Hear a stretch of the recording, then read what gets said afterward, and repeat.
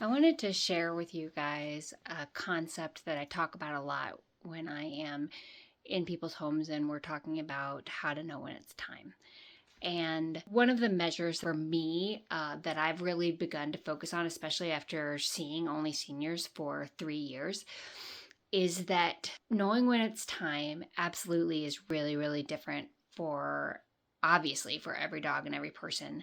One of the things that I have focused more and more on is level of engagement with life, with people, with their family, with the other pets in the house. To me, that is a really good measure of something that eludes us, I think, as doctors and as humans. We can look at an animal and we can see that they're super skinny. They've lost a lot of muscle mass. They're not eating as well. They have a lot of gray or white hairs. They have lumps and bumps. Rob always jokes that old dogs look like they've been left in the dryer for too long. But none of those things really tell us, that it's time. Gait can be awful. Maybe some dogs, aren't even walking around. What I look for when I'm walking in a house and I'm talking to people is I'm looking for that dog to bark or look up when I arrive. I'm looking for them to have eye contact and be watching their owner as they're going around the room. I'm looking for their ears to perk up when they hear noises. I'm looking for them to show a level of engagement with the world around them. And it's not, and actually, you can't exactly say that that equals joy, but to me, as long as they are still connected and engaged, as long as they are still finding joy in their life, what right do we have to walk in and say, oh, you look awful, you must be feeling terrible? We all get old. We all are going to have aches and pains. None of us gets to get through this life without that.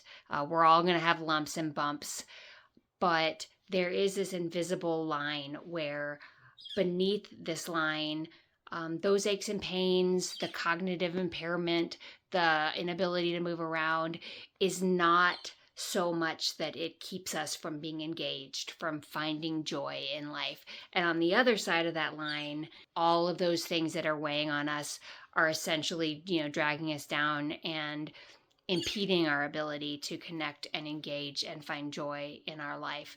And it's really tricky. It's going to be different for every patient, but I do believe that it is something really important for us all to be thinking about. There's no way that you are ever going to be able to keep your dog from experiencing pain, from having poor mobility.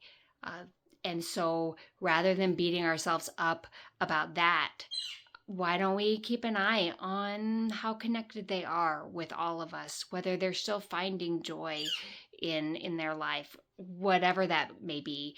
The joy that I had when I was 5 is not the same as the joy that I have now. And when I am 80 years old, I'm not going to be running and, well, maybe, but I probably won't be running or doing 20-mile hikes. But maybe I find joy and engagement sitting on the porch and feeling the breeze and hearing the birds and smelling the smells. And as long as I'm still able to engage and find joy, then I'm still here and I'm still living. And to me, that's the difference between living and existing.